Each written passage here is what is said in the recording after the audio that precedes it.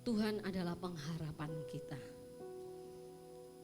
Pengharapan yang sejati bukan terletak pada kekuatan, bukan terletak pada banyaknya harta yang kita miliki ataupun status sosial yang kita punya. Tapi pengharapan yang sejati ada di dalam Kristus yang tidak pernah mengecewakan kehidupan kita. Mari kita puji Dia, kita tinggikan Dia. Kita mau katakan bahwa Dia adalah pengharapan kita.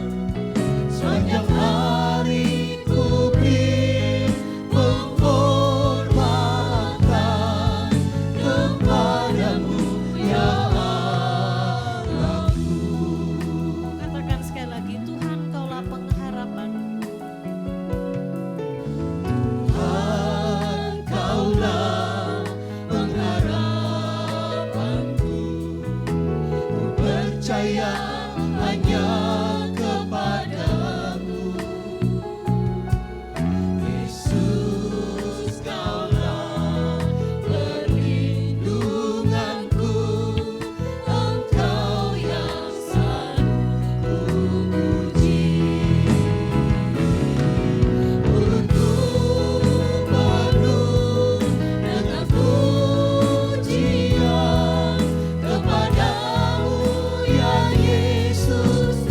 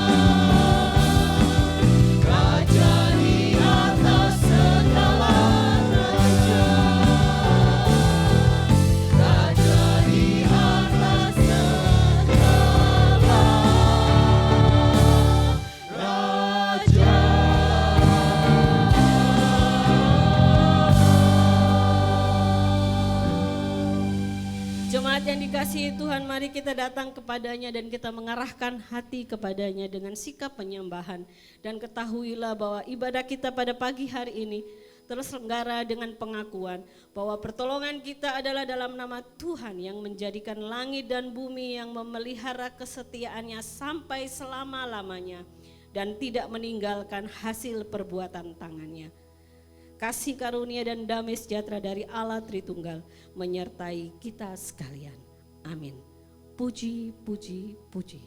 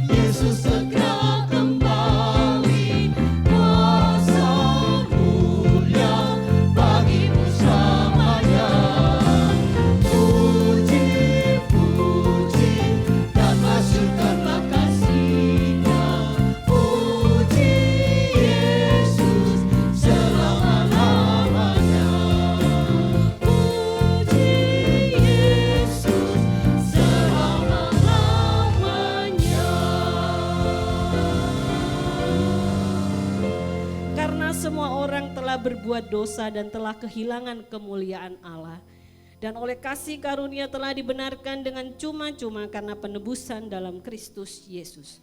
Roma 3 ayat 23 sampai dengan ayatnya yang ke-24. Demikian bunyi firman Tuhan yang melandasi ibadah kita pada pagi hari ini. Jemaat dipersilakan duduk kembali. Jemaat yang dikasihi Tuhan, kita dipanggil untuk hidup sebagai umat yang sudah ditebus dan dikuduskan oleh kasih Kristus. Tapi pada kenyataannya dalam perjalanan hidup ini kita seringkali jatuh ke dalam dosa. Baik itu melalui perkataan, pikiran, perbuatan kita yang kita sengaja maupun tidak kita sengaja, yang tidak sesuai dengan kehendaknya. Oleh sebab itu mari pada pagi hari ini dengan segala kerendahan hati kita mau datang mengaku segala dosa dan kelemahan kita kepada Tuhan. Sebab Ia adalah setia dan adil untuk mengampuni dosa dan kesalahan kita.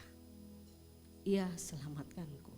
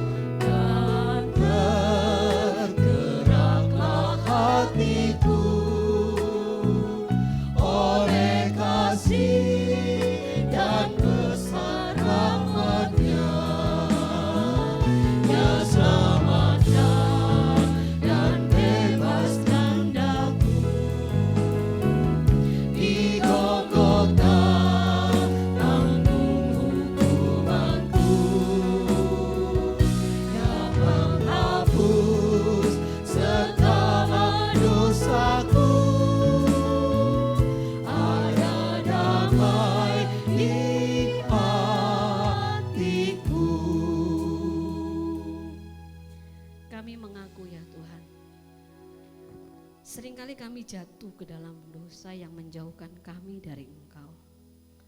Sekalipun kami tahu kebenaran firman-Mu, tapi seringkali kami mengabaikannya dan tidak menganggap itu ada. Ampuni kelalaian kami, ampuni kesombongan hati kami yang merasa kami lebih kuat, kami lebih mampu tanpa pertolongan-Mu. Kami datang kepadamu ya Tuhan. Kami bersyukur karena Engkau Allah yang menyelamatkan kami. Engkau yang mencari kami orang yang berdosa ini. Dan Engkau mau mati bagi kami. Siapakah kami ini ya Tuhan? Begitu besar kasih-Mu bagi kami. Biarlah kami boleh terus mengingat akan besar kasih Tuhan dalam kehidupan kami. Sehingga di dalam menapaki hari-hari dalam kehidupan kami, kami senantiasa menyenangkan akan hati-Mu. Kami mengingat segala sesuatu yang kami lakukan bukan hanya untuk diri kami sendiri, tetapi ketika kami melakukan segala sesuatunya kami kembalikan hanya untuk hormat dan kemuliaan bagi nama-Mu. Inilah kami ya Tuhan, tolonglah kami, ampuni segala salah dan dosa kami, barui hati kami dengan kuasa Roh-Mu yang kudus. Dalam nama Yesus kami berdoa dan bersyukur. Amin.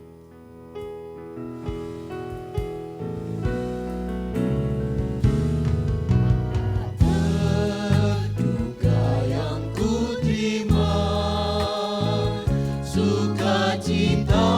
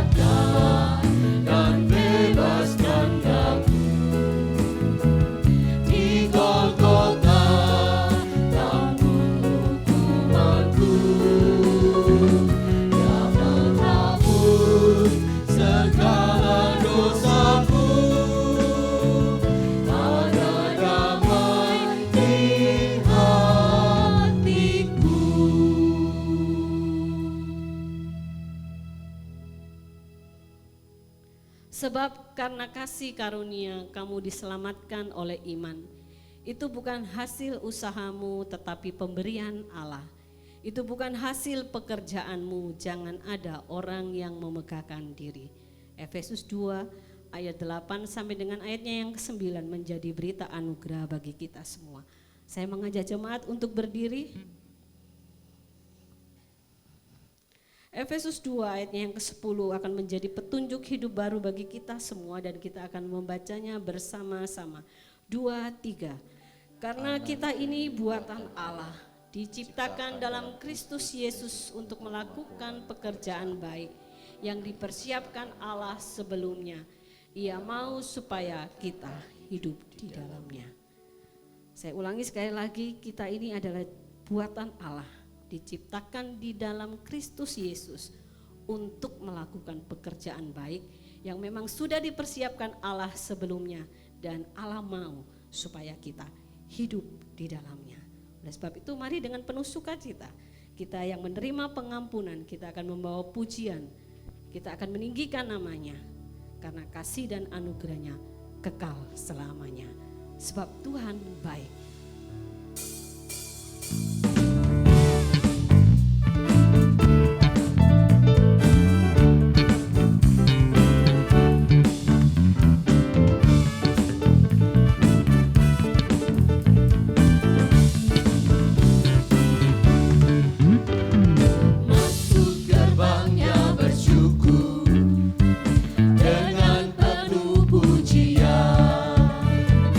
Bersuka di hadiratnya, nyanyi besarkan agung namanya.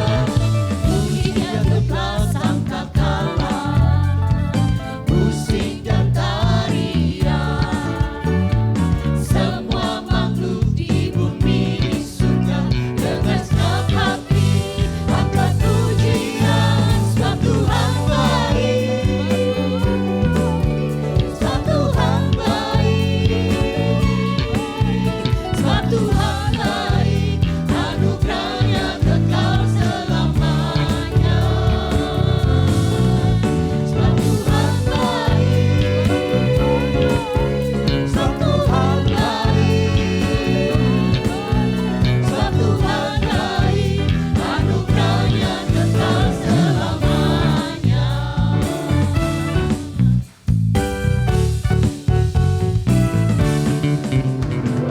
Yesus Kristus Allah Tuhanku, pencipta segalanya, datang sujud di hadapannya, angkat tanganmu, naikkan pujian, pujinya Tuhan sangkakala, musik dan tarian. Semua makhluk di bumi di surga dengan senang hati naikkan pujian. Sebab Tuhan baik, sebab Tuhan baik, sebab Tuhan baik, anugerahnya kekal selamanya. Sebab Tuhan baik, sebab Tuhan baik, sebab Tuhan baik, anugerahnya kekal selamanya. Engkau baik, sangat baik, kasih setiamu tak pernah berubah. Engkau baik, sangat baik, kasih setiamu tak pernah berubah. Engkau baik, sangat baik, kasih setiamu tak pernah berubah. Engkau baik, sangat baik, kasih setiamu tak pernah berubah. Engkau baik, sangat baik, kasih setiamu tak pernah berubah. Engkau baik, sangat baik, kasih setiamu tak pernah berubah. Bersyukur untuk kasih setia Tuhan yang tidak pernah berubah dalam kehidupan kita. Bapak Ibu sekalian, dipersilakan duduk kembali. Kita akan mendengarkan persembahan pujian dari paduan suara Rumah Pemulihan Abigail.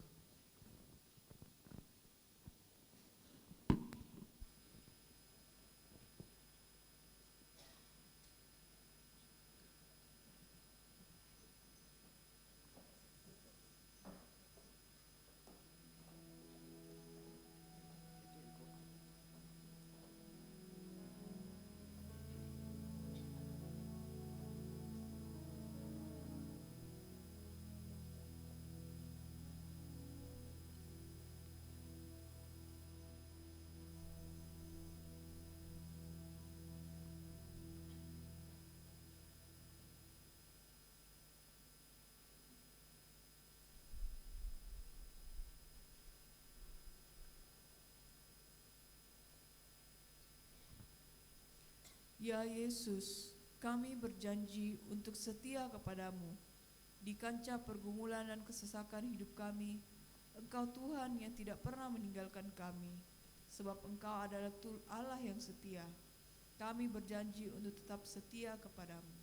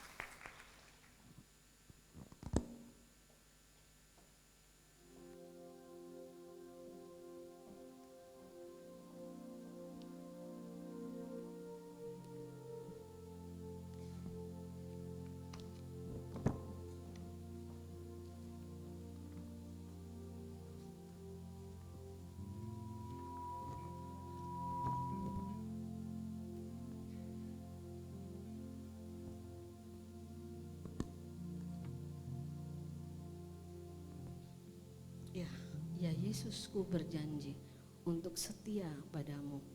Pujian yang mungkin mudah untuk kita nyanyikan tapi tidak mudah untuk kita lakukan. Karena kalau kita mau berjanji setia kepada Tuhan, itu benar-benar butuh anugerah Tuhan.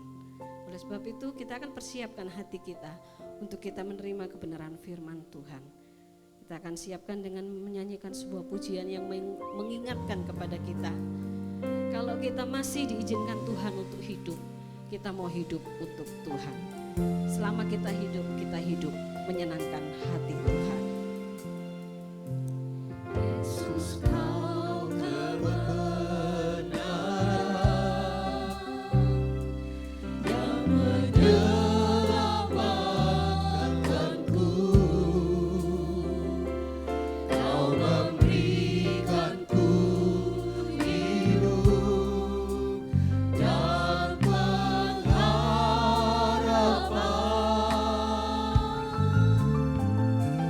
Ku ikut kehendakmu, ku perlu anugerahmu. Ku nyatakan janjiku kepadamu.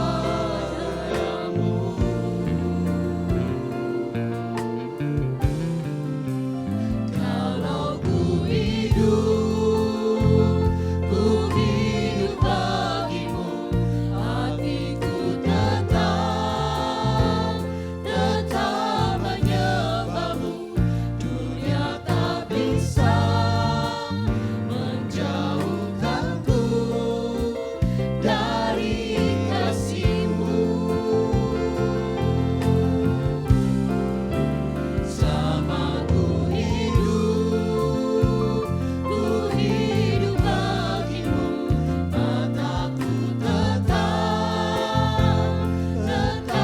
memandangmu. Dunia tak bisa menjauhkanku dari kasih-Mu.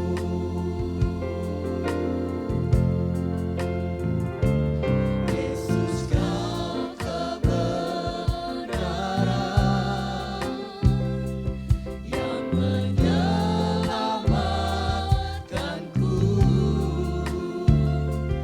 Kau memberikanku hidup dan pengharapan.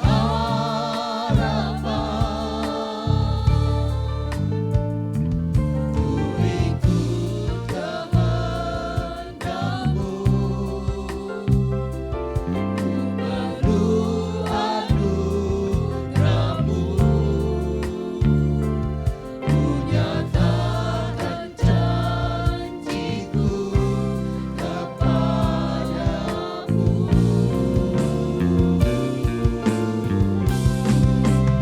Kalau ku hidup bagimu, hatiku tetap menyembahmu. Dunia tak bisa menjauhkanku dari kasih-Mu. Selama ku hidup bagimu, mataku tetap memandangmu. Dunia tak bisa menjauhkanku dari kasih-Mu. Dunia tak bisa menjauhkanku dari kasih-Mu. Saudara, mari kita masuk di dalam doa.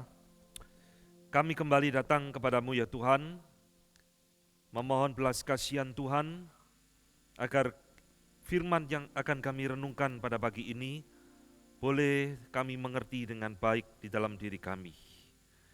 Ajari kami untuk belajar firman Tuhan, kembali kepada firman-Mu, karena firman itulah yang kami butuhkan di dalam kehidupan kami. Hari ini kami akan melanjutkan seri di dalam memperingati Hari Reformasi. Biarlah Tuhan yang berkenan menyertai dan memimpin seluruh rangkaian pemberitaan firman pada pagi ini. Dalam nama Tuhan kami Yesus Kristus kami berdoa, amin. Ini suara saya sudah cukup terdengar enggak? Sudah bagus ya? Oke. Saudara, selamat pagi semuanya.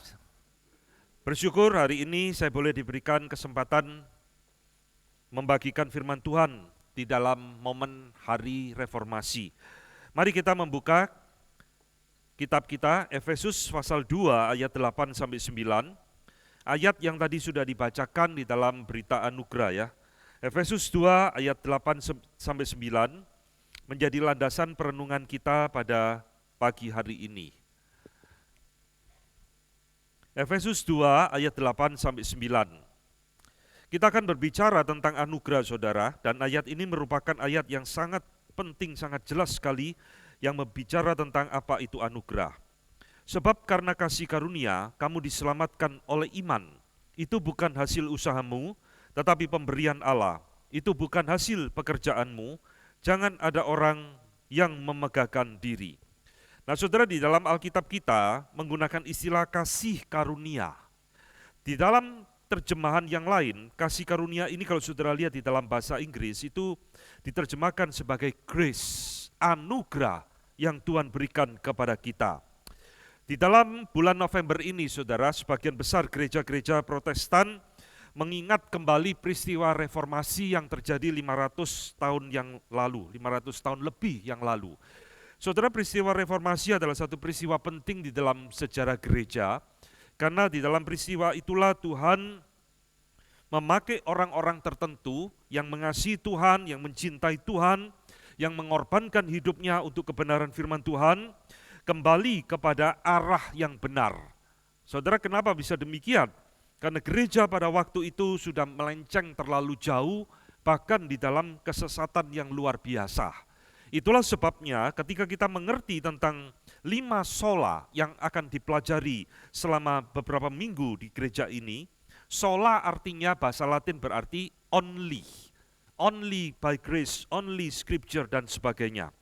Saudara, 5 sola yang menjadi slogan di dalam teologi reform ini, itu adalah satu kesatuan yang tidak bisa dipisah-pisah. Oh, saya cuma senang Alkitab, sola scriptura, tapi saya menolak sola gratia, tidak bisa. Saya senang soli deo gloria, tapi saya tidak mau sola fide, tidak bisa saudara. Ini adalah satu mata rantai yang tidak bisa dipilih-pilih dan tidak bisa dipisahkan. Saudara, kenapa muncul 5 sola ini di dalam momen reformasi?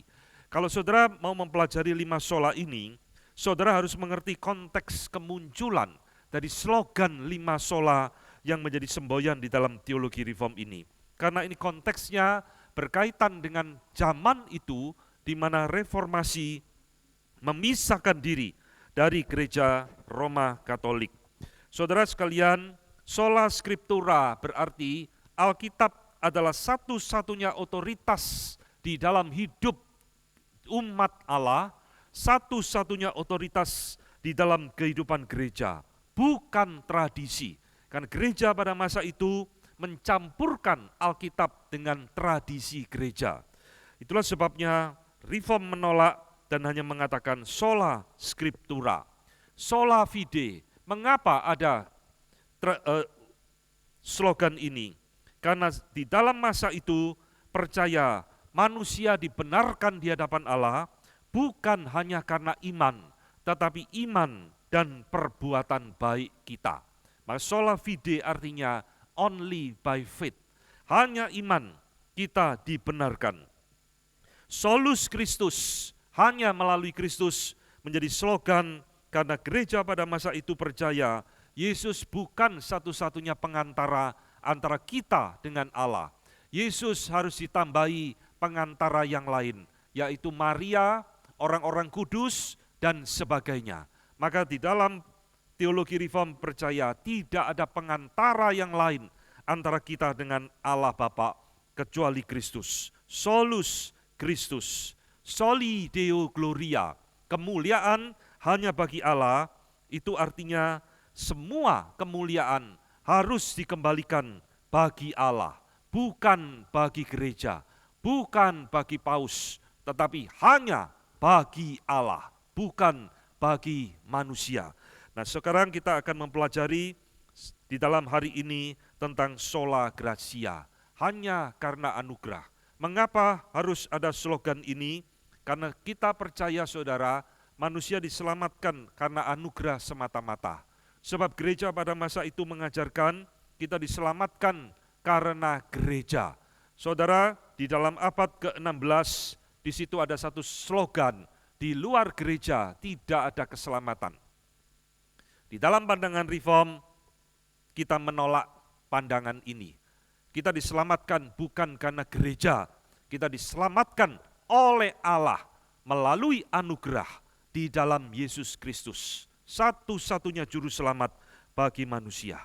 Maka 5 sola ini sekali lagi adalah 5 doktrin penting di dalam iman kekristenan yang harus saudara pegang baik-baik di dalam sepanjang hidupmu, supaya engkau mengerti kembali pengajaran firman Tuhan yang benar dan tidak lagi digoncangkan oleh berbagai ajaran-ajaran yang menyesatkan. Saudara-saudara, di dalam mempelajari tentang doktrin tentang anugerah ini, ada 2 orang penting yang menjadi pemikiran kita. Di dalam Alkitab, orang yang paling banyak berbicara tentang anugerah itu adalah Rasul Paulus. Di luar Alkitab, orang yang paling banyak berbicara tentang anugerah itu adalah Bapak Gereja Agustinus. Tentunya Agustinus mempelajari pemikiran dari Paulus, Agustinus mentafsirkan pemikiran Paulus dengan setepat-tepatnya. Sebelum Bapak Gereja Agustinus, tidak ada Bapak Gereja lain yang membahas doktrin ini dengan begitu mendalam dan luar biasa selain Agustinus. Saudara, Agustinus ini orang yang betul-betul mengerti apa itu anugerah Tuhan, karena dia mengerti apa itu artinya dosa. Nanti kita akan lihat bagian ini. Maka saudara, ketika kita mempelajari konsep tentang anugerah, tidak bisa dilepaskan dari pemikiran Bapak Gereja Agustinus. Dan pemikiran Bapak Gereja Agustinus inilah yang nanti akhirnya diadopsi, diterima, dan dipegang oleh gereja reform sepanjang zaman. Apa sih istimewanya pemikiran Agustinus? Saudara sekalian, kita nanti akan melihat mengapa Agustinus memiliki sesuatu pengaruh pemikiran tentang anugerah selama ribuan tahun hingga hari ini. Nah, sebelum ke situ, saya ingin mengajak saudara melihat, mendefinisikan kembali apa itu anugerah. What is grace? Saudara, istilah grace ini di dalam zaman sekarang menjadi istilah yang sudah terlalu sering dipakai. Kalau saudara lihat di YouTube, di WA saudara, kadang-kadang orang pasang status only by His grace, by grace alone, macam-macam, pokoknya grace disebut terus. Tapi saudara, terlalu sedikit orang mengerti tentang apa arti anugerah yang sebenarnya. Istilah ini sudah sering familiar, tapi kita jarang memikirkannya. Apa itu anugerah? Saudara-saudara, anugerah sulit didefinisikan. Tetapi saya memberikan definisi kira-kira anugerah adalah satu pemberian Allah yang tidak layak kita terima. Anugerah adalah pemberian Allah yang tidak layak kita terima, saudara. Tetapi di dalam belas kasihan Allah kepada kita orang berdosa, Dia sudah memberikannya itu dan kita sudah menerimanya. Ini pengertian saya tentang anugerah. Jadi anugerah itu bukanlah hadiah, tapi anugerah adalah pemberian dari Allah kepada kita orang berdosa. Anugerah bukan kewajiban Allah, tetapi anugerah diberikan oleh Allah di dalam kerelaan kehendak-Nya. Dia memberikan anugerah itu kepada kita. Anugerah apa yang diberikan? Pemberian apa yang diberikan? Saudara, di dalam konteks pembicaraan kita hari ini berbicara tentang keselamatan. Maka muncul satu slogan bahwa only by His grace, hanya melalui anugerahnya kita diselamatkan. Nah, ini yang akan menjadi perenungan bagi kita pada pagi hari ini. Allah memberikan kepada kita anugerah keselamatan yang sebenarnya tidak layak kita terima. Tapi Tuhan sudah memberikan kepada kita dan kita sudah menerimanya. Saudara, inilah yang membedakan iman kekristenan dengan semua agama di dalam dunia. Agama mengajarkan bagaimana saya dengan berbuat baik bisa diselamatkan. Dengan amal ibadah saya diselamatkan. Dengan menjalankan ritual-ritual agamaku saya diselamatkan. Tetapi Alkitab mengatakan tidak, semua itu tidak berguna. Saudara Paulus tadi mengatakan di dalam Efesus 2 mengatakan dengan dua penekanan penting tentang anugerah. Itu bukan usahamu, itu bukan pekerjaanmu, melainkan itu adalah pemberian Allah kepada kita. Inilah yang membedakan iman Kristen dengan semua agama-agama di dalam dunia. Anugerah tidak bisa dibeli oleh uang manusia. Anugerah tidak bisa didapatkan dari perbuatan baik manusia. Anugerah tidak bisa diberikan oleh semua agama di dalam dunia, kecuali Allah yang memberikannya kepada kita. Saudara, pertanyaannya, mengapa kita membutuhkan anugerah ini? Mengapa harus ada anugerah ini? Kalau tidak ada anugerah ini, emangnya kenapa sih? Nah, inilah saudara poin pentingnya ya. Disinilah Agustinus dengan jeli, dia membangun, menyusun doktrin dan pengajaran tentang anugerah ini berdasarkan doktrin tentang dosa. Saudara-saudara, pengertian kita tentang anugerah tidak mungkin bisa dilepaskan dari pengertian kita tentang apa itu dosa. Kalau kita salah mengerti tentang dosa, kita pasti salah mengerti tentang anugerah Allah. Saya ulangi kalimat ini, saudara. Kalau kita salah mengerti tentang dosa, kita pasti salah mengerti tentang anugerah. Karena anugerah tidak bisa dilepaskan dari apa itu dosa. Saudara-saudara, maka sebelum masuk membahas anugerah sola gratia, kita harus membahas tentang apa itu dosa. Karena Agustinus masuk membangun doktrin tentang anugerah dari konsepnya tentang dosa. Saudara, dosa itu apa sebetulnya? Dosa itu sejahat apa? Sehingga dikatakan kita membutuhkan anugerah Tuhan. Saudara, banyak orang salah mengerti tentang dosa, saudara. Dosa dianggap kelemahan, dosa dianggap kekurangan, dosa dianggap ketidaksempurnaan. Kenapa kok dia suka berbohong? Ya itu kelemahannya dialah. Kenapa dia suka berzina? Ya namanya juga manusia, tidak sempurna. Kenapa dia suka berjudi? Ya itu namanya kekurangan kepribadiannya dia. Saudara-saudara, dosa itu bukan sekedar kelemahan, saudara. Dosa itu bukan sekedar kekurangan, dosa juga bukan sekedar ketidaksempurnaan. Lalu apa dosa itu, saudara? Dosa itu adalah pelanggaran hukum Allah. Ini yang dikatakan oleh Yohanes di dalam 1 Yohanes 3 ayat 4. Sebab setiap orang yang berbuat dosa melanggar juga hukum Allah. Dosa ialah pelanggaran hukum Allah. Dosa lebih serius dari sekedar kelemahan. Dosa lebih berat daripada sekedar ketidaksempurnaan.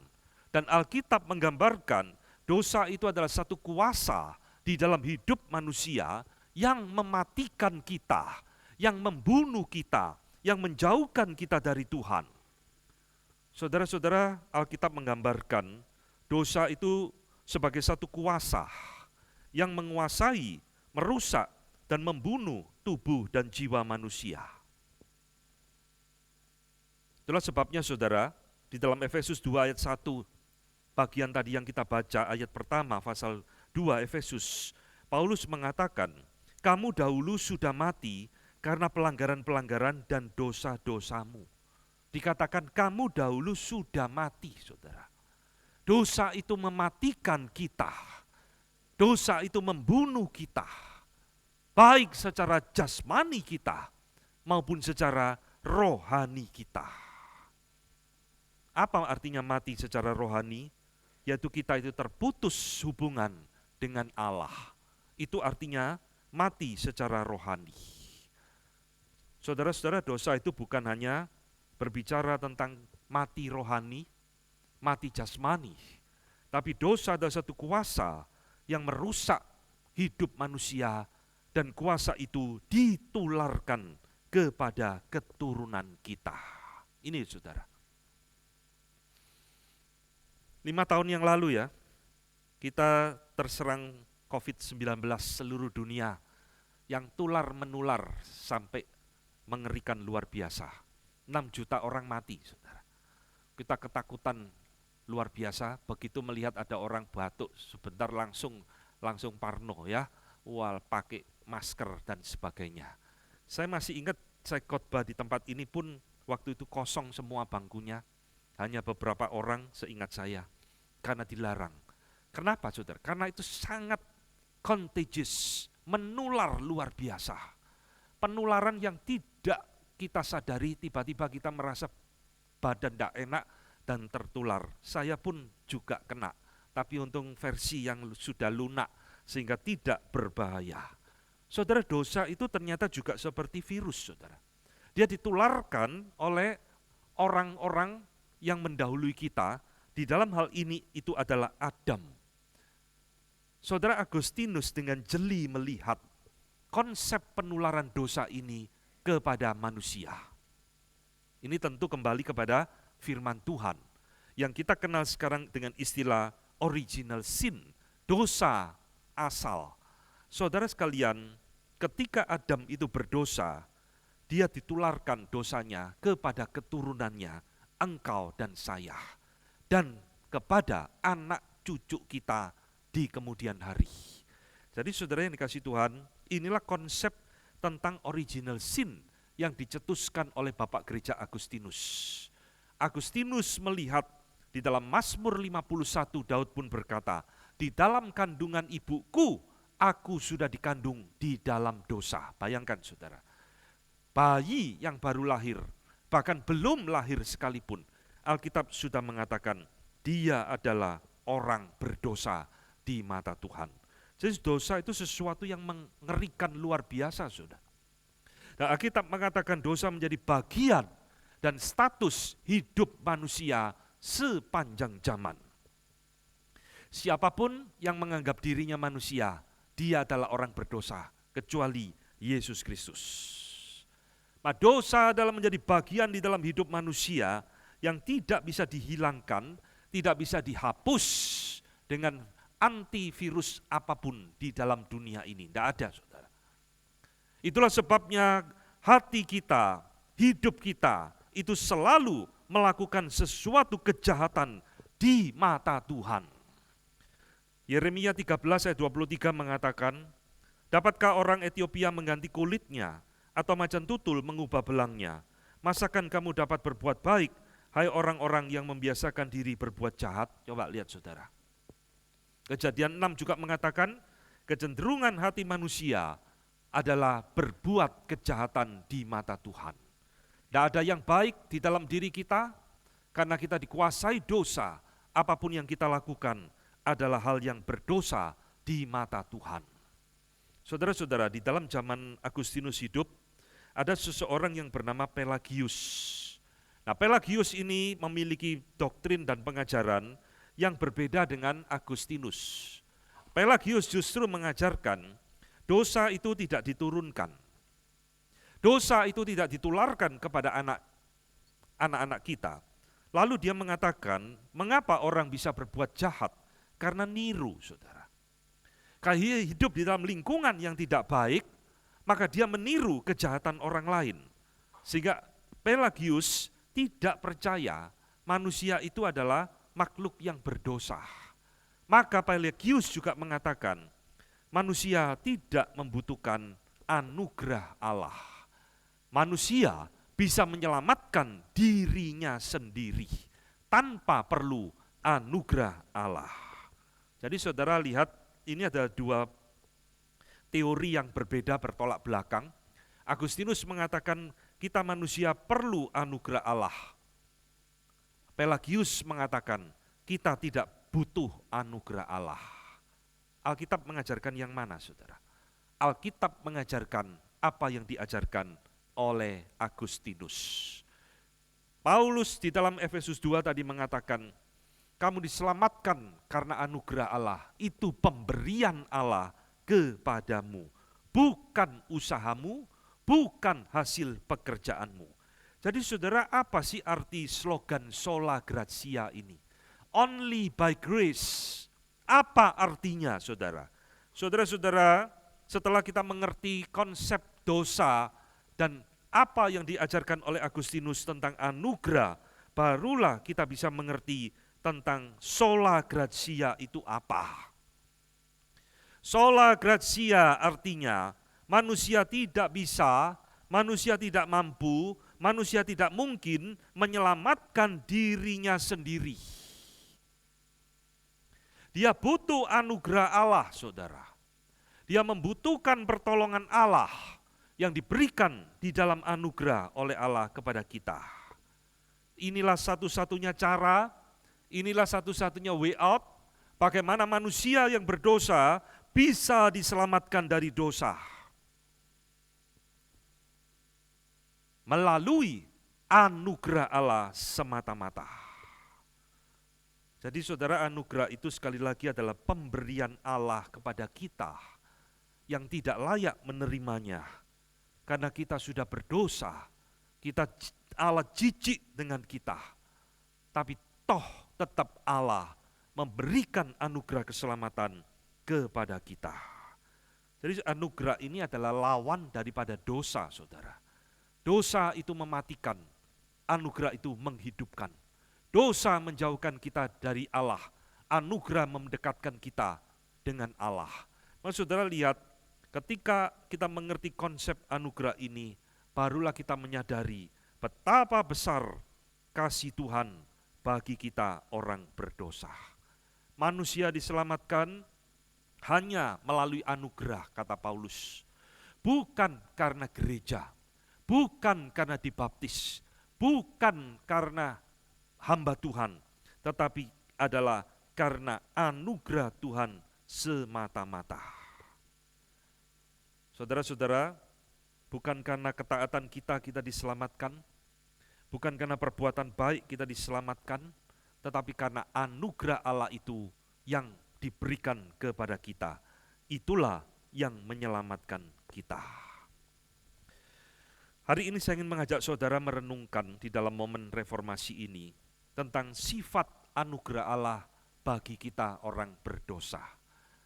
Anugerah Allah itu diberikan kepada kita, apa sih sifat anugerah itu bagi kita? Supaya kita lebih mengerti tentang anugerah Allah di dalam hidup kita. Saudara, bagaimana teologi reform memahami anugerah Allah? Ya, banyak denominasi lain, gereja-gereja karismatik, gereja-gereja Pentakosta, macam-macam, semua juga ngomong kita diselamatkan karena anugerah. Tapi nanti saudara lihat konsep anugerah yang diajarkan di dalam teologi reform berbeda dengan kebanyakan gereja yang ada. Pertama saudara, anugerah itu adalah inisiatifnya Allah. Mengapa Allah memberikan anugerah kepada kita? Itu karena inisiatifnya Dia. Jadi anugerah itu bukan karena kita yang meminta kepada Tuhan, saudara. Oh Tuhan, berikan anugerah-Mu kepada saya orang berdosa, saya butuh anugerah-Mu. Tidak, saudara. Tuhan tidak menunggu kita meminta-minta, baru Tuhan memberikannya. Tapi Tuhan atas inisiatifnya sendiri, Dia berkehendak memberikan anugerah-Nya kepada kita orang yang berdosa. Jadi sekali lagi anugerah ini tidak bisa didapatkan dengan cara dibeli. Oh saya mau beli anugerah-Mu Tuhan, berapa sih harganya? Uangku banyak oh Tuhan. Oh tidak saudara, not for sale. Anugerah itu tidak untuk dijual, tapi Tuhan berikan kepada orang yang berdosa. Saudara-saudara, manusia di dalam dosa tidak mungkin bisa mencari Allah. Manusia di dalam dosa tidak mungkin ada keinginan untuk kembali bersekutu dengan Allah. Karena kita dikatakan tadi adalah orang yang mati secara rohani, saudara. Itulah sebabnya Tuhanlah yang harus berinisiatif mencari kita, memanggil kita dengan memberikan anugerah-Nya kepada kita. Itulah sebabnya Paulus tadi ngomong ya, jangan ada orang memegahkan diri, saudara. Karena anugerah itu bukan pencapaian hasil usaha kita, tapi anugerah itu diberikan oleh Allah bagi kita orang berdosa. Yang kedua, saudara, bagaimana teologi reform memahami tentang anugerah? Ketika Tuhan memberikan anugerahnya kepada kita, anugerah itu tidak membutuhkan bantuan manusia. Anugerah itu tidak melibatkan manusia. Anugerah itu tidak membutuhkan peran bantuan manusia. Saudara-saudara, manusia sekali lagi di dalam konsep anugerah itu hanya menerima. Kita tidak berbuat apa-apa, kita tidak mengerjakan apa-apa, tapi kita menerima dari Tuhan. Itulah anugerah. Martin Luther memberikan ilustrasi, kita ini seperti pengemis yang tidak punya apa-apa, tapi diberi oleh Tuhan sesuatu yang berharga, yaitu keselamatan hidup kita. Jadi saudara, anugerah itu jangan dipikirkan perlu ditambahi oleh perbuatan baik manusia, saudara. Tidak. Perbuatan baik kita itu tidak bisa menyelamatkan kita. Perbuatan baik kita juga tidak dibutuhkan oleh anugerah Allah. Saudara yang dikasihi Tuhan, inilah kesalahan ajaran Arminian. Kalau saudara suka belajar teologi, ya, teologi itu ada macam-macam, ada Reform, ada Arminian, dan sebagainya. Saudara-saudara, ajaran gereja-gereja penganut aliran Arminian itu mengajarkan anugerah Tuhan itu tidak cukup, saudara.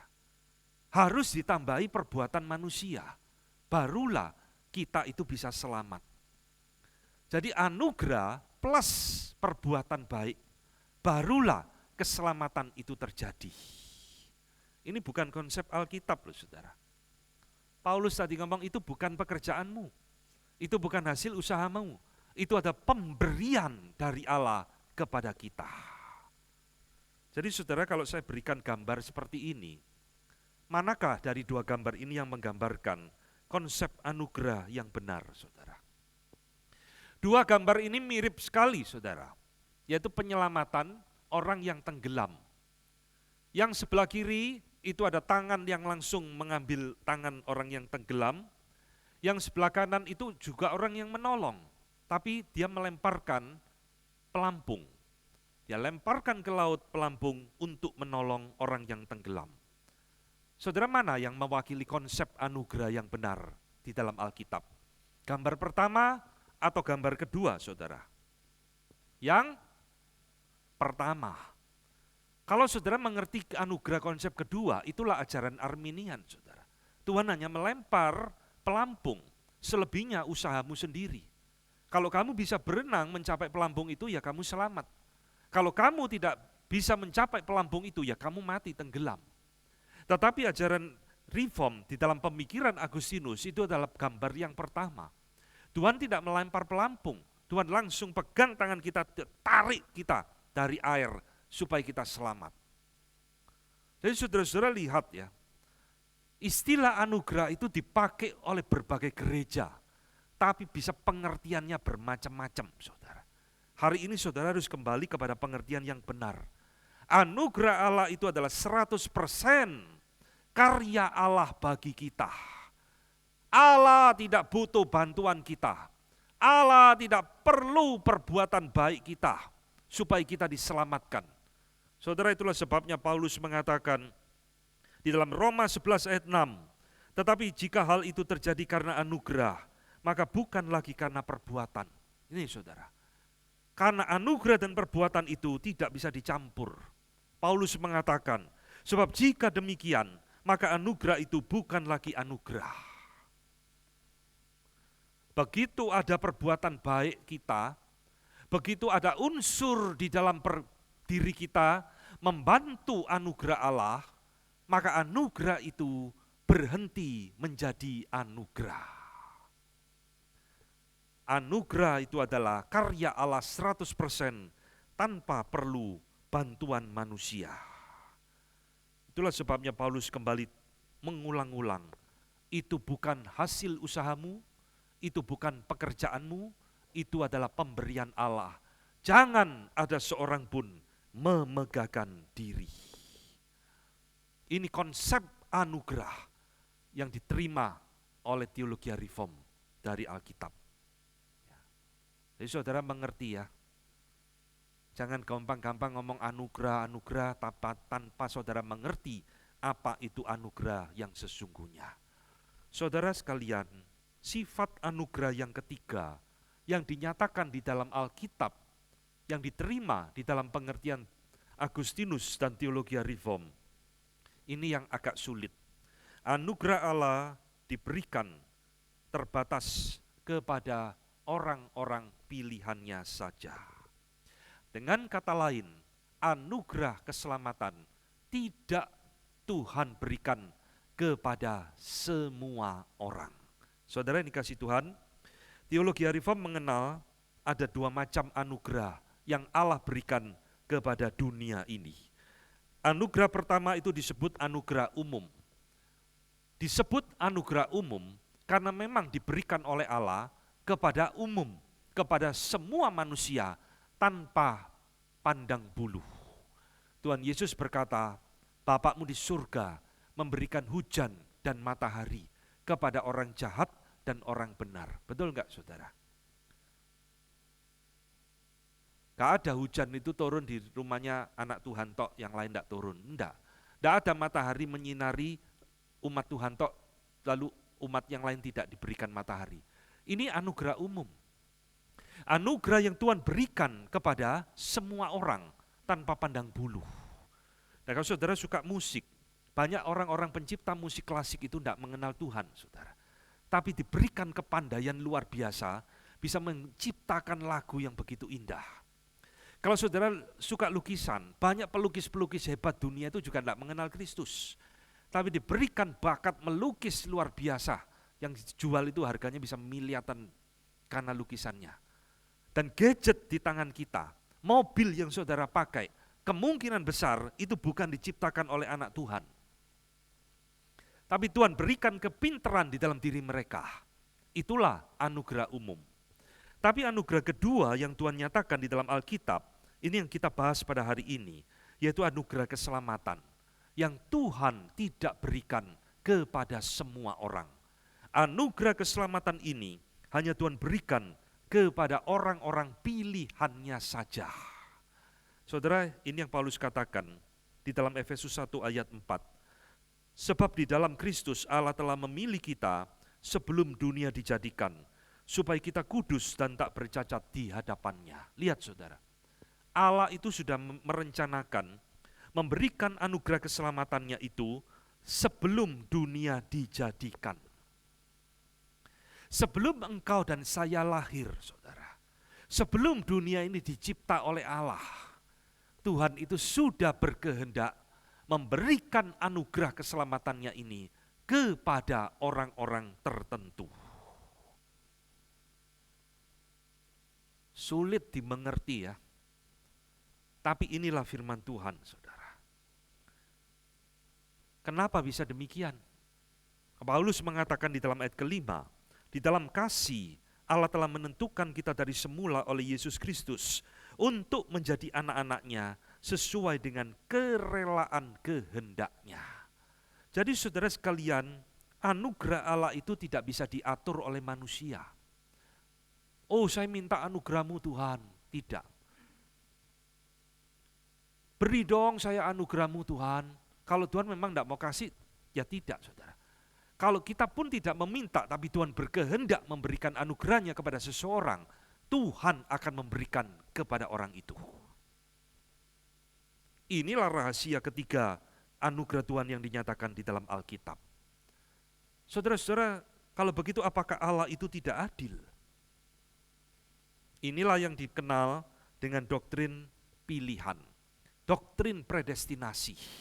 Allah memilih orang-orang tertentu sejak di dalam kekekalan untuk menerima anugerah keselamatannya. Saudara, apakah Allah tidak adil kalau begitu? Ingat ya saudara, Allah itu tidak punya kewajiban untuk memberikan anugerahnya kepada semua orang. Tapi Allah memiliki kedaulatannya, kehendaknya untuk memberikan anugerah itu kepada siapa Dia mau berikan. Ini yang Paulus katakan saudara, di dalam Roma 9 ayat ke-15. Sebab Ia berfirman kepada Musa, aku akan menaruh belas kasihan kepada siapa aku mau menaruh belas kasihan, dan aku akan bermurah hati kepada siapa aku mau bermurah hati. Allah kita adalah Allah yang berdaulat. Dia mau memberikan anugerah itu kepada siapa, itu terserah Dia. Itu di dalam kedaulatannya Dia. Dia mau menahan anugerah itu pun di dalam kedaulatannya Dia. Sehingga tidak ada seorang pun yang boleh mengatakan Allah tidak adil. Siapakah kita, kata Paulus, yang berani mengatakan kepada pencipta kita, engkau mesti begini Tuhan, engkau mesti begitu Tuhan. Tidak, saudara. Dia adalah pembuat tanah, pembuat bejana. Kita adalah tanah liatnya. Kita mau dibentuk seperti apa, kata Paulus, itu terserah pembuat bejananya. Saudara-saudara, inilah yang membedakan konsep anugerah di dalam teologi reform dengan kebanyakan anugerah di dalam aliran gereja yang lain. Anugerah Tuhan tidak diobral kepada semua orang, tapi diberikan kepada orang-orang pilihannya di dalam kedaulatannya. Saudara-saudara mungkin tidak menyangka ya, Paulus orang sejahat itu kok bisa bertobat, saudara. Saudara pernah ketemu orang sejahat apa di dalam hidupmu? Pernah ketemu orang seperti Paulus? Paulus bahkan mengaku, aku ada seorang pembunuh, penganiaya jemaat, dan sebagainya. Tapi anugerah Tuhan di dalam hidup Paulus itu luar biasa, saudara. Bukan karena Paulus berbuat baik dia diselamatkan. Bukan karena Paulus taat dia diselamatkan. Paulus mengatakan itu semua adalah anugerah Allah di dalam hidupnya dia. Siapa yang pernah berpikir penjahat di sebelah salib Tuhan Yesus diselamatkan? Orang yang hidupnya seumur hidup mungkin tidak pernah berbuat baik, kerjanya ngerampok, bunuh orang, tetapi anugerah Allah datang di dalam hidupnya menit-menit sebelum dia mati. Tuhan ingat akan daku, bila engkau sudah tiba di dalam kerajaanmu. Hari ini engkau dan aku bersama-sama di Firdaus. Lihat saudara, ini misteri anugerah yang terbesar yang Tuhan akan nyatakan di dalam diri orang pilihannya. Jadi saudara, ini adalah sifat anugerah yang ketiga. Anugerah itu hanya diberikan kepada orang-orang pilihan Allah. Yang keempat saudara harus tahu, anugerah Allah yang diberikan kepada kita itu adalah anugerah tanpa syarat. Saudara, bukan karena saya orang baik, saya diberi anugerah. Bukan karena saya rajin ke gereja, saya diberi anugerah. Bukan karena saya rajin pelayanan, saya diberi anugerah. Bukan karena saya hamba Tuhan, saya anak pendeta, saya majelis, saya diberi anugerah. Bahkan saudara, bukan karena saya beriman, saya diberikan anugerah. Anugerah Allah itu mendahului iman kita, saudara. Kita diberi anugerah justru supaya kita beriman kepada Kristus. Sebab iman pun itu adalah anugerah pemberian Allah kepada kita orang berdosa. Ini konsep yang terbalik dari ajaran Arminian. Oh, saya beriman dulu, baru anugerah Tuhan datang di dalam hidup saya. Alkitab katakan tidak. Anugerah pun, iman pun itu adalah anugerah pemberian dari Allah kepada kita. Jadi saudara lihat, tidak ada satupun syarat di dalam anugerah yang Tuhan berikan kepada kita. Bukan karena kita orang baik, bukan karena kita orang suci, karena tidak ada orang suci, tidak ada orang baik di mata Tuhan. Tapi Tuhan memberikan anugerah keselamatannya kepada kita. Saudara, Paulus mengatakan di dalam Roma 9 ayat 11. Sebab waktu anak-anak itu belum dilahirkan dan belum melakukan yang baik atau yang jahat.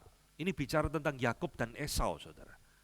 supaya rencana Allah tentang pemilihannya diteguhkan bukan berdasarkan perbuatan, tetapi berdasarkan panggilannya.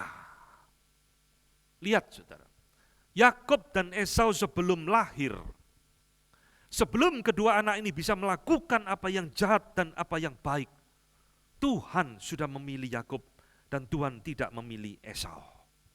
Anugerah keselamatan itu diberikan kepada Yakub, tidak diberikan kepada Esau. Kalau saudara lihat hidupnya Yakub, apa sih yang baik dari Yakub itu saudara? Dia seorang penipu saudara. Maaf ya di sini kalau ada namanya Yakub. Kan Yakub artinya penipu saudara. Papamu salah kasih nama.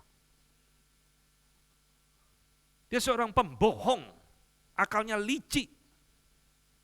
Ngibulin kakaknya dengan semangkok kacang merah. Supaya dia mendapatkan hak kesulungan itu. Apa yang baik dari hidupnya Yakub? Tidak ada. Tapi dia menerima anugerah keselamatan dari Allah.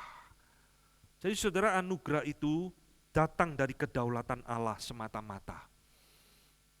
Tidak ada syarat apapun yang Tuhan berikan supaya saya mendapatkan anugerah di dalam hidup saya. Tuhan berkehendak Paulus mendapat anugerah. Tuhan berkehendak Yakub mendapat anugerah. Tuhan berkehendak penjahat di sebelah Yesus menerima anugerah. Tidak ada seorang pun yang bisa menghalangi kedaulatan Allah di dalam memberikan anugerah keselamatannya. Dan terakhir kelima saudara, saudara harus tahu anugerah Allah itu bersifat mutlak atau absolut. Apa artinya saudara? Mutlak artinya anugerah itu tidak bisa ditolak oleh manusia. Kalau Tuhan sudah berkehendak menyelamatkan kita, saudara mau lari kemana tidak bisa. Kalau anugerah Tuhan itu akan menyelamatkan Paulus, Paulus mau lari kemanapun, dia tidak bisa lari. Ini mutlak. Karena saudara, anugerah Allah itu bukan sekedar tawaran, tapi adalah pemberian Allah kepada orang berdosa. Saudara tahu bedanya tawaran dengan pemberian? Kalau tawaran itu bisa ditolak, saudara. Ini ajaran Arminian lagi. Allah itu cuma menawarkan keselamatan. Oi, ini loh, anakku sudah kuberikan kepadamu. Mati di atas kayu salib. Kamu mau terima dia tidak? Kalau kamu mau terima, kamu akan selamat. Kalau kamu tolak, kamu binasa. Ya persis tadi orang kecemplung dikasih pelampung, saudara. Kalau kamu mau ambil pelampung itu, kamu selamat. Kalau kamu tidak mau ambil pelampung itu, kamu binasa. Itu ajaran Arminian. Ajaran di dalam Alkitab bukan demikian. Karena Allah ketika berkehendak menyelamatkan dan memberikan anugerah kepada seseorang, seseorang itu pasti akan selamat, pasti akan bertobat, pasti akan berjumpa dengan Yesus Kristus. Entah di mana, kapan, caranya seperti apa, itu bisa berbeda-beda. Tetapi rencana Allah tidak mungkin bisa digagalkan. Keselamatan dan anugerah Allah itu bersifat absolut, artinya anugerah Allah itu bersifat permanen dan tidak bisa hilang. Sekali Tuhan memberikan anugerah itu kepada seseorang, anugerah itu tidak akan pernah hilang di dalam hidup orang tersebut. Saudara pernah memberi barang kepada seseorang? Biasanya manusia itu kalau hubungannya lagi baik suka beli barang, suka kasih barang. Nanti kalau sudah terjadi perpecahan, clash, barangnya diminta lagi. Ya, mana dulu sofa yang saya kasih, balik no. Mana handphone yang dulu saya kasih waktu kamu ulang tahun, kembalikan. Nah itulah kita saudara. Tuhan, kata Paulus di dalam Roma 11:29, sebab Allah tidak pernah menyesali anugerahnya dan panggilannya. Sekali anugerah itu diberikan kepada umat pilihannya, Tuhan tidak pernah tarik kembali. Tuhan tidak pernah minta kembali. Tuhan tidak pernah menyesali kembali. Nyesel menyelamatkan orang seperti Petrus, sudah diselamatkan menyangkal 3 kali lagi. Sini, ambil lagi anugerahnya, Petrus binasa lagi. Tidak, justru anugerah Tuhan mencari Petrus, mempertobatkan Petrus dari dosanya. Itu sifat anugerah Allah. Maka saudara yang dikasihi Tuhan, Hari ini kita telah belajar 5 sifat anugerah yang membuat kita semakin mengerti betapa Tuhan luar biasa. Maka jangan sekali-kali ya menyamakan Allah kita dengan Allah agama-agama lain. Podo wae.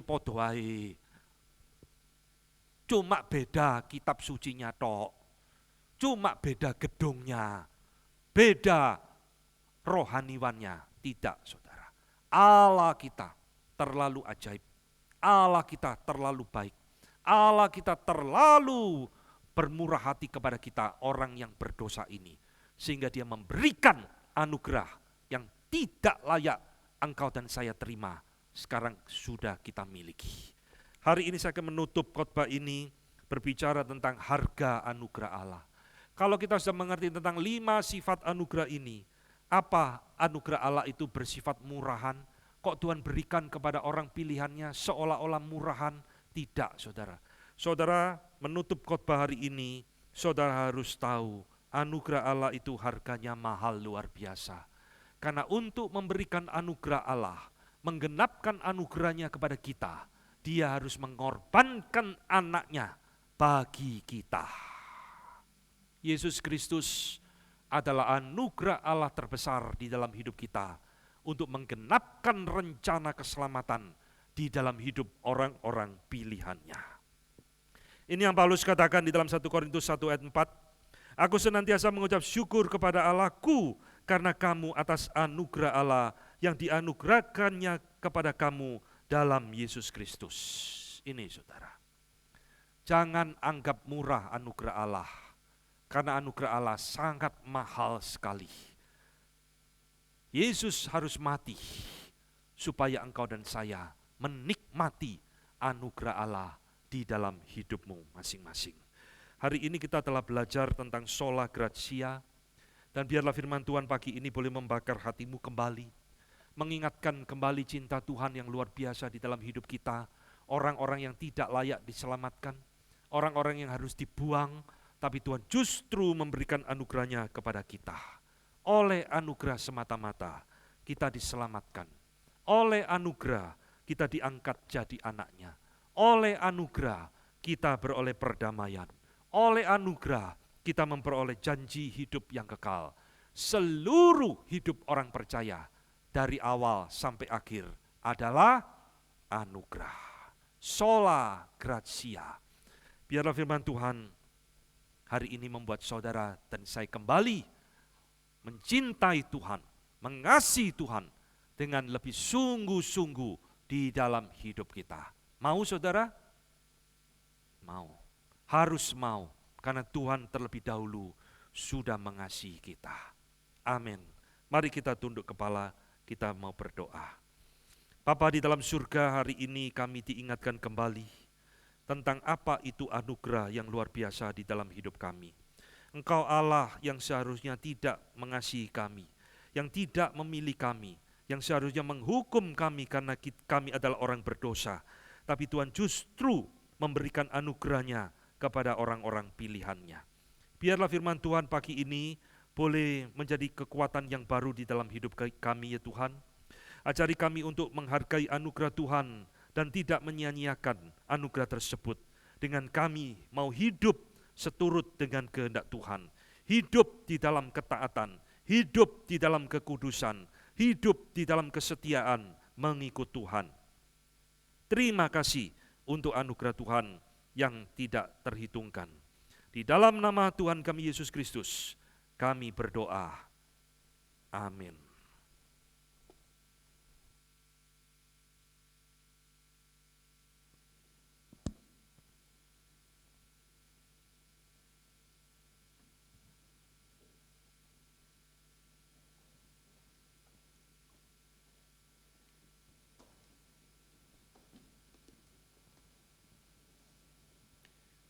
Jemaat dipersilakan untuk berdiri.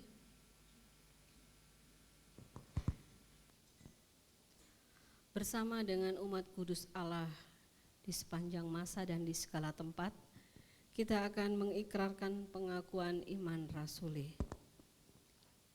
Aku percaya kepada Allah, Bapa yang Maha Kuasa, Khalik langit dan bumi, dan kepada Yesus Kristus anaknya yang tunggal Tuhan kita, yang dikandung dari Roh Kudus, lahir dari anak darah Maria, yang menderita sengsara di bawah pemerintahan Pontius Pilatus, disalibkan, mati dan dikuburkan, turun ke dalam kerajaan maut. Pada hari yang ketiga, bangkit pula dari antara orang mati, naik ke surga, duduk di sebelah kanan Allah, Bapa yang Maha Kuasa, dan dari sana ia akan datang untuk menghakimi orang yang hidup dan yang mati. Aku percaya kepada Roh Kudus, gereja yang kudus dan am, persekutuan orang kudus, pengampunan dosa, kebangkitan tubuh, dan hidup yang kekal. Amin. Jemaat dipersilakan duduk kembali. Kita akan memberi yang terbaik bagi Tuhan melalui persembahan kita. Persembahan akan dijalankan dan mari kita siapkan hati kita untuk memberinya dengan penuh sukacita. Kita pujikan betapa aku bersyukur.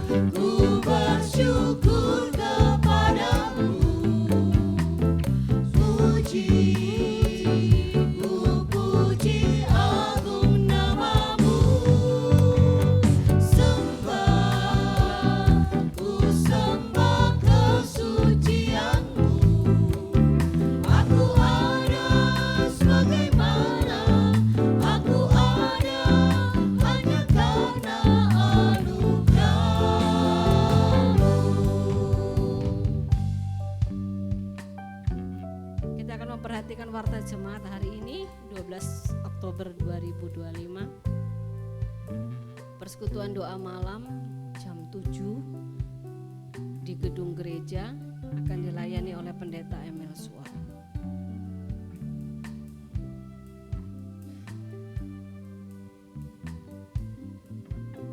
Persekutuan Pasutri Jumat tanggal 17 Oktober akan dilayani oleh pendeta emeritus Edi Untoro. Friday Night Worship akan dilaksanakan Jumat 24 Oktober yang akan dilayani oleh Evangelis Ida Sianipar. Berikut adalah laporan persembahan tanggal 5 Oktober 2025.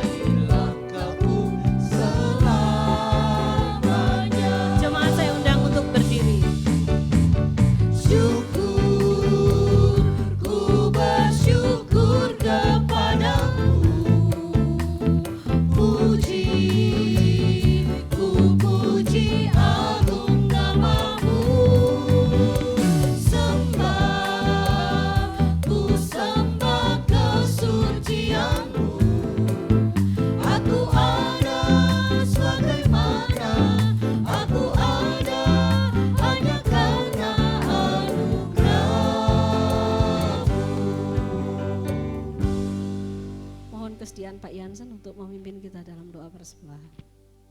Allah Bapa yang bertata di dalam surga, sungguh kami bersyukur Tuhan bahwa hari ini kami boleh beribadah kepada Tuhan. Kami juga boleh memberikan persembahan, baik itu pujian maupun kami memberikan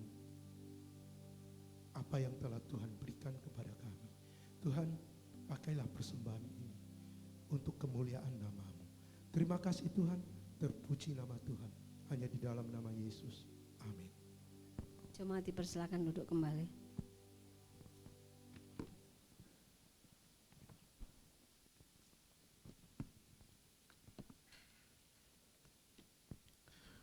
Baik, selamat pagi menjelang siang Bapak Ibu, Shalom.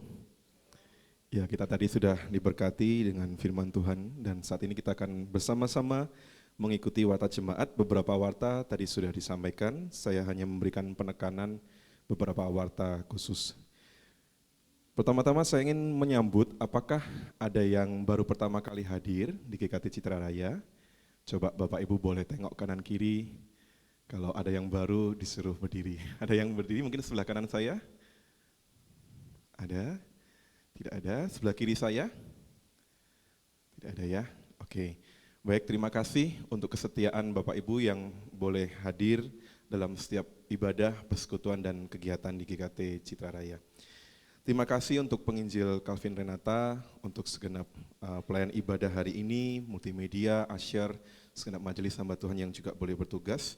Kiranya pelayanan kita senantiasa boleh berkenan di hadapan Tuhan dan kita boleh saling melayani satu dengan yang lain. Kemudian Bapak Ibu dihimbau kembali terus untuk mengikuti persekutuan doa untuk Rabu besok dan juga ini secara khusus untuk persekutuan Pasutri. Bapak Ibu bisa hadir untuk hari Jumat 17 Oktober. Persekutuan Pasutri ini Bapak Ibu enggak hanya untuk pasangan muda, mungkin ada pasangan-pasangan yang sudah senior. Bapak Ibu silakan hadir.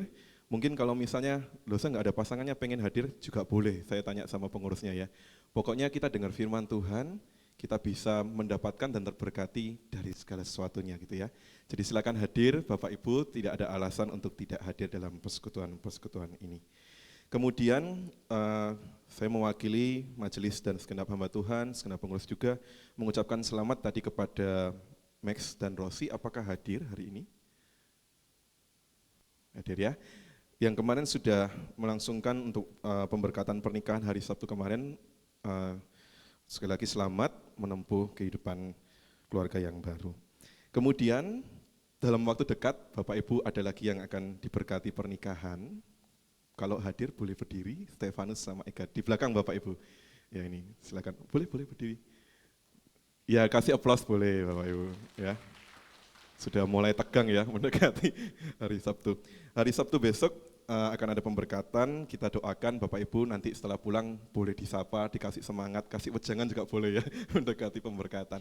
Kita doakan supaya segala sesuatunya boleh berlangsung dengan lancar. Kemudian berita duka, telah pulang ke rumah Bapak di surga, Ibu Chandra Kusumawardani, ini mama dari Ibu Lucia, pada hari Kamis 2 Oktober dan telah dikremasi di krematorium Grand Heaven. Kiranya Tuhan boleh menghibur, menguatkan bagi segenap keluarga yang ditinggalkan. Kemudian yang terakhir Bapak Ibu, saya ingin memberikan informasi terkait dengan proses kependetaan dari penginjil Martin yang sering kali kita doakan. Beliau adalah gembala sidang dari Pos PI Palangkaraya yang juga kita sebagai induk GKT Citra Raya senantiasa mendoakan. Dalam rangka mendukung dan meningkatkan efektivitas pembinaan dan pelayanan Pos PI Palangkaraya, maka Majelis GKT Citra Raya mengusulkan kepada BP Sinode untuk memproses penginjil Martin, gembala sidang Pos PI Palangkaraya untuk menjadi pendeta. Hal pemendetaan ini sebelumnya telah dipertimbangkan oleh Majelis Jemaat dan mengacu pada Tata Gereja pasal 10 tentang jabatan gerejawi dan peraturan khusus bab 5 tentang panggilan, penahbisan, dan peneguhan serta tugas dan kewajiban seorang hamba Tuhan GKT. Sesuai peraturan khusus bab 5 tentang prosedur penahbisan, Majelis Jemaat mengumumkan melalui warta jemaat dalam kebaktian 2 hari Minggu secara berturut-turut. Jadi ini minggu yang pertama dan juga minggu depan. Bagi jemaat yang berkeberatan dapat menuliskan surat dengan identitas yang jelas selambat-lambatnya tanggal 26 Oktober 2025. Apabila tidak ada surat keberatan, maka Majelis Jemaat akan mengajukan permohonan secara tertulis kepada BP Sinode untuk proses yang lebih lanjut. Jadi kalau ada keberatan sebelum tanggal 26 Oktober, Bapak Ibu silakan boleh mengusulkan atau memberikan masukan, terserah gitu ya. Kalau tidak ada masukan berarti segera akan diproses. Kalau tidak ada masalah nggak usah diada-adain ya Bapak Ibu. Nanti kita bisa lebih mengenal, kita doakan supaya proses kependetaan ini juga boleh berjalan dengan baik. Mari bersama-sama kita akan berdoa.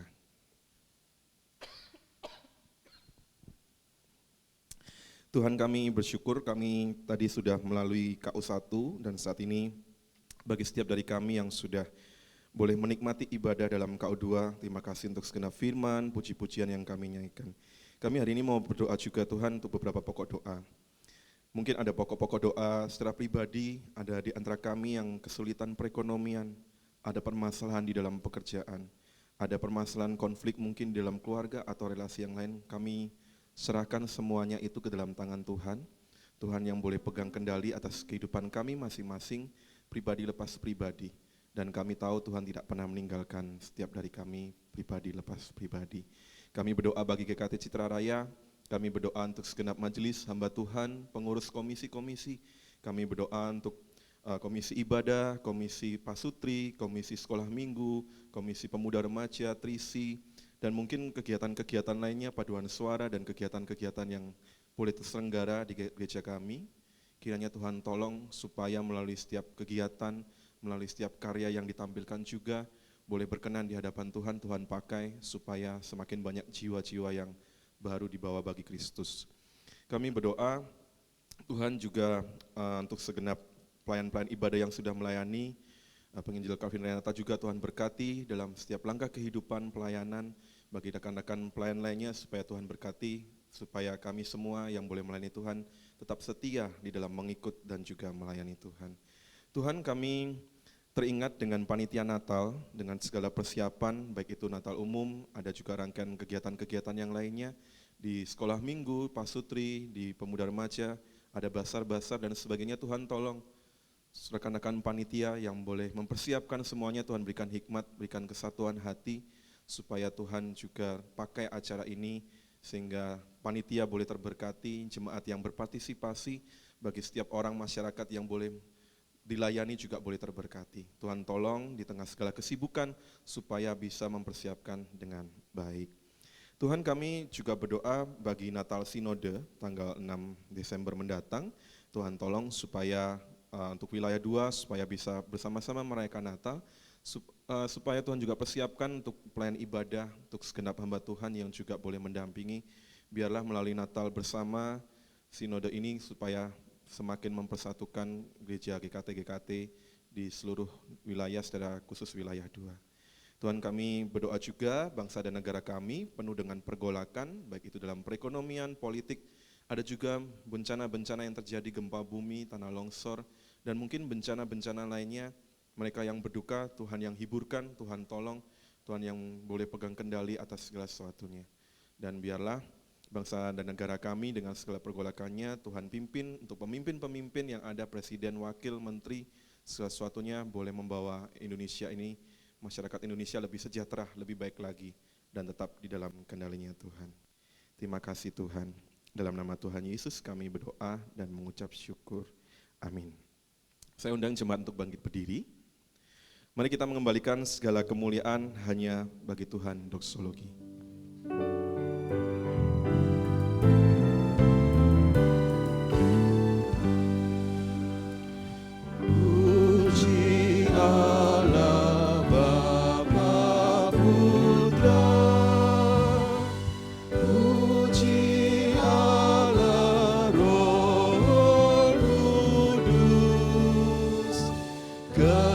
Ketiganya yang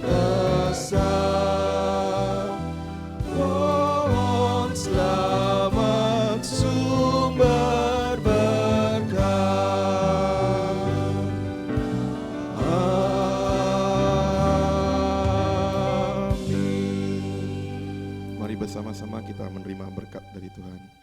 Tuhan memberkati kita dan melindungi kita. Tuhan menyinari kita dengan wajah-Nya dan memberi kita sekalian kasih karunia. Tuhan menghadapkan wajah-Nya kepada kita dan memberi kita sekalian damai sejahtera. Amin.